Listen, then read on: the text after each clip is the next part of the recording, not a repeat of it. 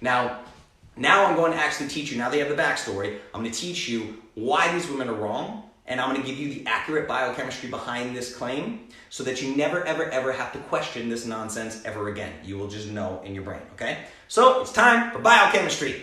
I asked, you guys said you wanted to get into the biochemistry this week, so let's do it. So I'm going to start with a couple of terms that you need to understand, and this is going to get nerdy. Understand, okay? So the first one is erythrocytes. Erythrocytes are very important to understand, okay? So we're going to talk about erythrocytes, and we're also going to talk about one of my favorite words in all of health and wellness. So we have erythrocytes and we have gluconeogenesis. Let's dive in.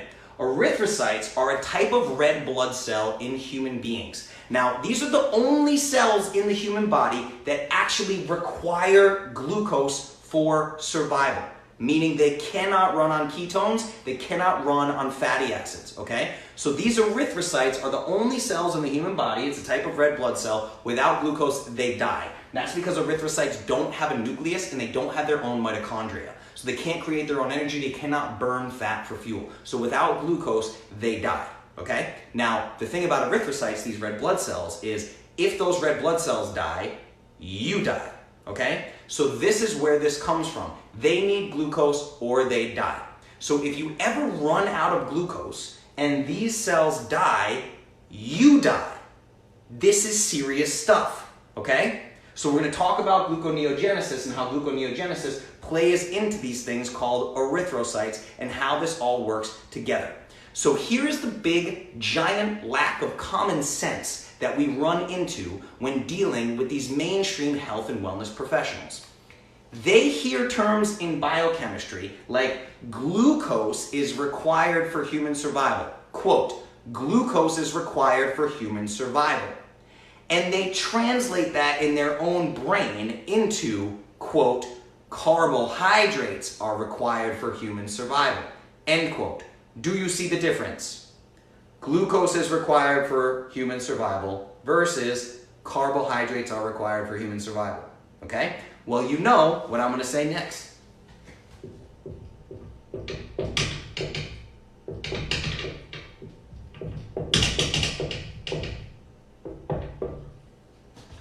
Details matter.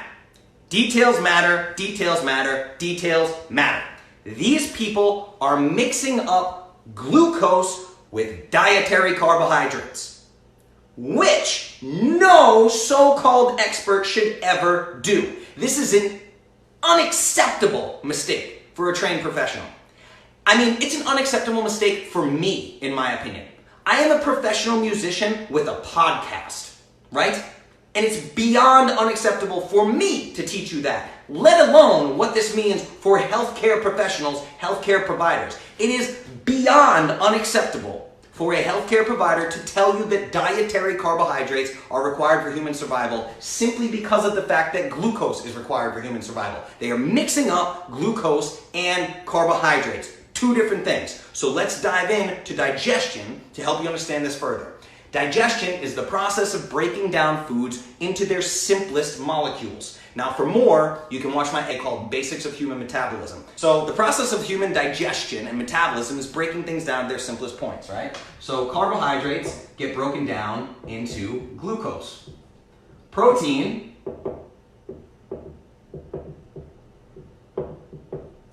gets broken down into amino acids.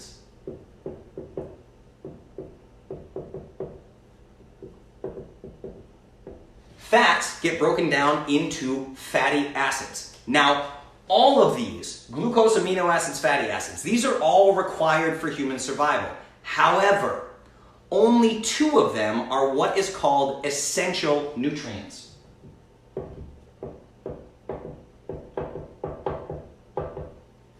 Now, I'm going to explain what this word essential means, okay? Essential nutrients are nutrients that must be obtained through the diet because without them we die and the body can't make them endogenously. If it's an essential nutrient, it has to be obtained through the diet because we can't make it ourselves. But only two of these are essential nutrients. That would be fatty acids and amino acids, okay? This is a great example of this. Glucose, however, is not required from the human diet for survival. But wait a minute, how can this be? So if we require glucose for human survival, and we know that carbohydrates are broken down into glucose, doesn't that mean carbohydrates are essential nutrients? No, not even a little bit, because of our old friend gluconeogenesis, okay? Now, the best way for me to explain this to you is to take carbohydrates outside of the body and inside of the body. And we're going to talk again about gluconeogenesis. We're going to get deep into gluconeogenesis. So, I want to explain this outside-inside thing because I think it's going to help you guys picture this. I was trying to think of the best way to whiteboard this. So, if we think of carbohydrates outside of the body, okay? So, we'll say outside of the body. So if we're thinking outside of the body, carbs equal glucose. As I've told you guys before, all carbohydrates break down into glucose in the body eventually, right? So if we're thinking outside of the body, carbs equal glucose. But if we're thinking inside of the body, glucose does not equal carbs. Okay? So outside of the body, carbs equal glucose. Inside of the body, glucose does not equal carbs. These are not to be thought of as the same thing inside of the body. So yes, glucose is required for human survival. But if you pay attention to details, you'll learn very quickly that glucose does not have to be obtained through the food that we eat because our body can make plenty of its own. The body can meet all of its own glucose requirements and then some, even if you were to never ever ingest a single gram of carbohydrates from your diet. As long as you live, you would have plenty of glucose in your system. Isn't Mother Nature amazing? This is why it's not an essential nutrient, because you can make it endogenously. That is what gluconeogenesis is, okay? The creation of glucose in your own body. Your liver does it. It's amazing, and we're going to dig in. But I want to talk to you a little bit more about these survival mechanisms. So here's the thing. As the human body has evolved, it has figured out some very important things. For instance, I did an AMA episode called The Alkaline Diet, Fact or Fiction. And what I teach you through that whole episode is that you cannot change the pH level of your blood through diet. Please understand this. I don't have time to rant about the alkaline diet right now. You can't significantly change the pH level of your blood because the human body will not allow it. Dramatic shifts in blood pH will kill you in a matter of seconds. Don't tell me because you peed on some pH strip and your urine measured alkaline that you've changed the pH level in your blood. You haven't, I promise you, okay? If you did, you would die. So if eating certain foods could significantly impact our blood pH, our entire species would have died off countless years ago. We would not be here doing this AMA. I promise you, right? The body puts defense mechanisms in place to prevent these catastrophes from happening. In that episode, I gave you the example of baking soda. So if you truly wanted to change the pH level of your blood, the fastest possible way to do so would be to drink a bunch of water mixed with baking soda. Just take a bunch of baking soda and water, try to chug as much of it as you can to try to change your pH level significantly to prove to that guy Justin on the internet that you can change your blood pH. But guess what? You still probably won't die because the body won't allow it. You would be vomiting and having diarrhea and laying on the ground in a puddle of your own filth and misery, and the body would be rejecting every single ounce of every substance in your system, and it would be rejecting it incredibly violently to prevent you from dying. That's the point. Does this happen when we eat quote-unquote acidic foods like a big juicy steak? No, because they can't change the pH levels in your blood. Case closed, right? That's about the alkaline diet. So now we're back to gluconeogenesis. Gluconeogenesis is very similar to this. It's another protection mechanism. This is a beautiful example of a built-in survival mechanism for the human body. So again, right? So we talked about erythrocytes. These require glucose. They can't burn ketones, fatty acids for energy, right? So without glucose, these cells would die, which would also kill the human host. In simple terms, without glucose, you die, okay? But just like a significant shift in blood pH would kill you in seconds, having zero glucose in the human body would also kill you in seconds. It's that serious. So when something is that serious of a threat to the meat suit, this is why the body steps in with built-in mechanisms to prevent those things from happening. This is why the body will never let itself run out of glucose. This is why you don't need it through dietary carbohydrates. If the body needs it, it will make it. Gluconeogenesis. We're back to this word gluconeogenesis. Now I'm going to read you the actual definition of gluconeogenesis. A metabolic pathway that results in the generation of glucose from certain non-carbohydrate carbon substances. From breakdowns of proteins, these substrates include glucogenic amino acids. From breakdown of lipids, they include glycerol, odd-chain fatty acids. And from other steps in metabolism, they include pyruvate and lactate. That's the definition of gluconeogenesis, right? You can learn more about pyruvate and lactate and all these things if you study the Krebs cycle and human metabolism. If you really want to go down that road, just give me a shout and I'll teach you where to go to learn about these things, right? Now, of that whole crazy definition, I'm going to give you the definition in really simple terms. This means that the body can make a shitload of glucose from a shitload of stuff that ain't carbohydrates. That's it. Got it? Good. That's all that it means. Okay? So just like the pH issue, if lack of dietary carbohydrates could kill humans, our species would have died off countless years ago. We would not be here. Just ask the Inuits who live in a harsh condition where plants can't even grow. And 90% of their food intake comes from fatty whale blubber, right? The process of gluconeogenesis is simply a fail-safe to prevent species-level extinction, literally. The liver can convert both amino acids and fatty acids into glucose for the cells that require glucose for fuel. You don't need to eat carbohydrates to get glucose to erythrocytes. You just don't need it, okay? Now, I've actually outlined this for you guys in the past with my Dexcom experiment, my continuous blood glucose monitor, my Precision Extra.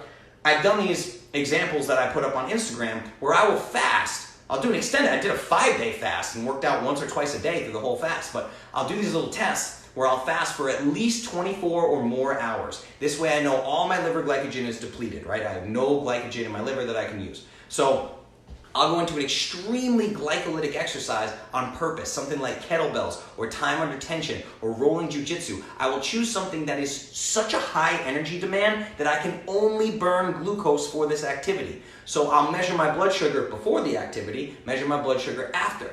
And what ends up happening is my blood sugar is higher after. Now initially, when I do these glycolytic training sessions while I'm fasted, my blood glucose will plummet. It starts to plummet, my Dexcom screams at me, I get down to 50 blood glucose and my Dexcom says I'm dying, but I feel fine and I'm somehow still swinging the kettlebell with zero problems, right? Everything's perfectly fine. But after that workout, if I just sit and wait for 20 to 30 minutes without ingesting any food at all, my glucose levels go right back to normal. The body floods its own bloodstream with glucose that it created, all by itself, like magic. That is gluconeogenesis, okay? This is what we're dealing with. So I've now beaten, I don't even know how many AMAs I've done this, but in a zillion AMAs, I have beaten the horse of metabolic flexibility to death. Metabolic flexibility being able to shift between burning glucose for fuel, burning fat for fuel, based upon the energy demands in the body. You should be able to move through these two fuel sources seamlessly and effortlessly with no sugar detox, no crash, none of the crap that you guys go through with your first week with me because you're metabolically inflexible. But metabolic flexibility is something that I want to touch on here because metabolic flexibility and gluconeogenesis are a survival mechanism. But it's a survival mechanism that has now been completely abused by human beings for about a century now, right? So fatty acids can be converted into ketones and burned for virtually limitless energy.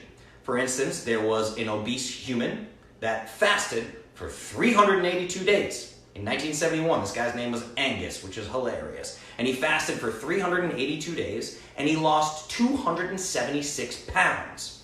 By the way, at the end of that fast, his blood work was basically perfect. Because an obese human can live basically indefinitely on their stored body fat, depending on how much stored body fat they have.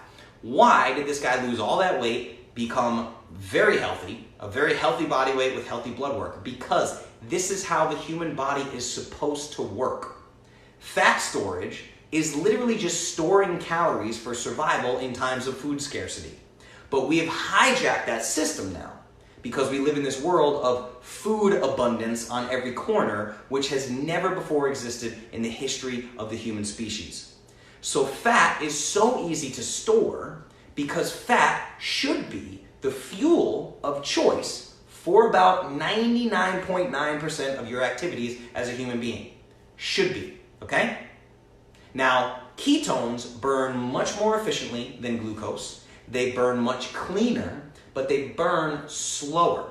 They require oxygen to be utilized. The term aerobic literally means with oxygen. Glucose burns far less efficiently, releases more free radicals, but it does provide immediate energy because it does not require oxygen to be utilized. The term anaerobic literally means without oxygen, okay? Now, one molecule of fatty acids can produce about 6 or 7 times more energy than one molecule of glucose. It's that much more efficient. It's exponentially more efficient, but it takes longer to burn, and the body doesn't always have the luxury of time. Let's say, for example, you were getting chased by a lion, okay? You don't have the luxury of time there. This is why we store glycogen. Glycogen is the storage form of glucose. So glycogen is stored in the liver and muscle cells for emergency situations. We can store somewhere around 60 grams of liver glycogen and somewhere around 400 grams of muscle glycogen throughout the body. That's all we can handle, which is crazy because humans can literally store endless body fat. Literally endless. You've seen modern day Americans. Go to the airport and look around. There is no limit on how much body fat we can store. Why can we store so much body fat and so little glycogen? Because glycogen was never meant to be stored in excess. Fat was never meant to be stored in the excess that we see it now of actual obesity, right? Fat was supposed to be just enough to be our primary fuel source to get us through cold winter months. Glycogen is meant to be an emergency energy reserve, not a primary source of energy, okay? So think of an old fire extinguisher in a building. And the old fire extinguisher has a glass panel and it says, in case of emergency, break glass. Think of your glycogen as the useful tool behind the glass, okay? So a fire extinguisher, in case of emergency, break glass. Glycogen is the fire extinguisher in this analogy, okay? Think of glycogen as the fire extinguisher behind the emergency glass. You're glad it's there. It can save your life under the right circumstances, but hopefully you would never need to use it, okay? Now, in hunter-gatherer times, the only time glucose would have ever been used was during a hunt, chasing prey, or running from a predator. That is it. Okay? Glucose is specifically designed for moments of all outbursts of energy for only a few seconds at a time, done very, very infrequently. I promise you, there were no hunter-gatherer tribes doing group fitness classes an hour a day, Monday through Saturday. This was not a thing, okay? Virtually all of the daily movement / exercise of our ancestors was aerobic and very low intensity. So if you've ever done traditional hunting, it's a whole lot of slow walking. If you've ever done any gathering, picking berries or whatever, it's a whole lot of slow walking. This is also my big secret and why I get people incredibly healthy by telling them to stop intense workouts and adopt daily walks. I'm turning them into fat-burning furnaces, and they don't even realize it because they don't understand the biochemistry, okay? So I hope you're starting to put some of these puzzle pieces together and why this is so infuriating for me. You guys need to understand the human body literally is not designed to run on glucose as its primary fuel source. Even when you're born, you are born in ketosis. That's why babies are so fat. That's why breast milk is fattening. That's why you want a baby to have pudgy rolls all over it to ensure the survival of that baby, because that baby is born as a fat burner, not a sugar burner. And people get confused by this and try to claim things like breast milk is a high carbohydrate thing. They don't realize that the carbohydrates that are found in breast milk are literally prebiotic dietary fiber to feed the gut bacteria of the baby. But I'm not going down the rabbit hole of baby formula right now, okay? Now, throughout all of human history, the fuel that we are designed to utilize 99.9% of the time is fatty acids, period. This is irrefutable, okay? No matter how many marathon runners swallowing goo packs with 20 pounds of belly fat that they need to lose, no matter how many of those people tell you that you need carbohydrates, it's still not true, okay? Now, to argue that the human brain cannot properly function without an absurd amount of carbohydrates goes against our entire understanding of the human body and even the most basic facts of biochemistry. If this argument were even 100% true, were even 1% true, if this argument was even 1% true, which it is not, I repeat, it is not, but even if it was, 130 grams of carbohydrates is an absurdly high number. I have already told you that the body can only store about 60 grams of glycogen in your liver before it begins converting the excess glucose into triglycerides and storing it as body fat. So why the hell would you need 130 grams of carbohydrates every day? Why, if the brain required 130 grams of carbohydrates, would the body start packing up glucose after 60 grams and storing it as body fat? It doesn't make any sense. The whole thing is just ridiculous, okay? And again, it's not lost on me. I am a random musician from Nashville, and I have to be the one to tell you this shit because the medical community is bumping into walls walking around because their heads are so far up their asses that they can't see these things clearly with even a lick of common sense. It's crazy, right? So to wrap this up, I want to be very clear. Anytime you're walking around, anytime you're online, anytime you're at a dinner party, and someone repeats this absurd phrase, quote, the brain needs X number of carbs each day to function, end quote, you can translate that sentence directly into, quote, I have no idea what I'm talking about, and my ego is too out of control for me to fact check myself, end quote. That's what you're dealing with here. It's insanity, everybody. It's insane. Now again, and I bring you back to the fact that I'm having this conversation because I was told this 130 grams of glucose thing from a practicing registered dietitian and someone about to receive their master's degree in nutrition. This is insane, everybody. Absolutely insane. So I want to dive into questions here. There's a lot of stuff coming up here. And what I want to end this on is I want to walk a little bit away from the biochemistry here because I've beaten this topic into the ground, I feel like. I've done a lot of yelling. But I need you guys to understand this. Away from the biochemistry, we need to talk about how you live your life, okay? Question everything. And I mean everything. Never, ever accept something as truth without looking into it yourself.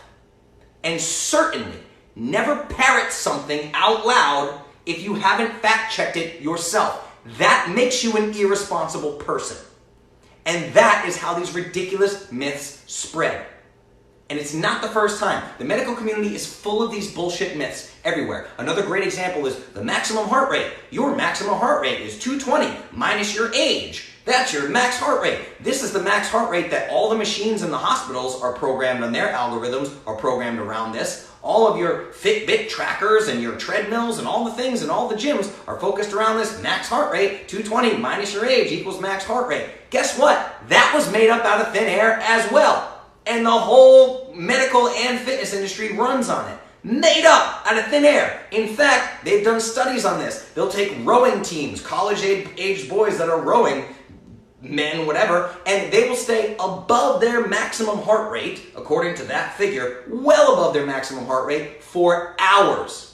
If that were truly a maximum heart rate, there would be millions of people all over the world who have just dropped dead from maximum anaerobic exertion. And it just doesn't happen. But yet we don't go back and correct these things. Why? Why do we not correct these things? I don't get it, right? Another great example of this, I'm sure you guys have seen this on Instagram. I put it in the Facebook groups. There's a quote-unquote new study going around the internet proving that red meat is not bad for you. That red meat is safe. Hint, this is not a new study, okay? It's a meta-analysis of all the studies that have been around for decades that I've been telling you about for years, okay? Yet, the entire nation is now up in arms about this groundbreaking new study vindicating meat. Oh my goodness, where did this come from? No, dummy, this data has been around forever. You just weren't willing to pay attention until the fucking New York Times wrote about it.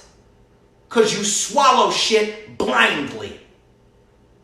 Don't do that, Clovis. Do not swallow things blindly. Pay attention. All the information you could ever want is at your fingertips right now. All of it. It takes the most minimal amount of effort that you could possibly think of to fact check a blogger's post, to fact check an article by the New York Times, to fact check a podcast. Go buy Biochemistry for Dummies. Fact check this episode. Fact check me. I hope that you do it. I hope you present me with something that proves me wrong. If you present me with something that proves me wrong, next week I will give you a shout out. I will thank you for it. I will admit that I was wrong, and I will present the new evidence. That's the way that it should go. Okay? I want that to happen. If somebody came to me tomorrow with amazing evidence that definitively proved that everything I've ever taught you with Clovis was wrong, I would absorb that evidence like a sponge. I would probably be pretty excited about it. Why? Because learning is my passion. The journey is the destination. For most people who go to get their nutrition degree or whatever, their destination is the master's degree. Once they get the degree, they're done learning. They've reached the peak. They don't need to learn anything else. All the peons beneath me must listen to my masterful nutrition knowledge. That's not the point. A black belt is not an expert. A black belt is just a new version of a white belt. They're ready to learn.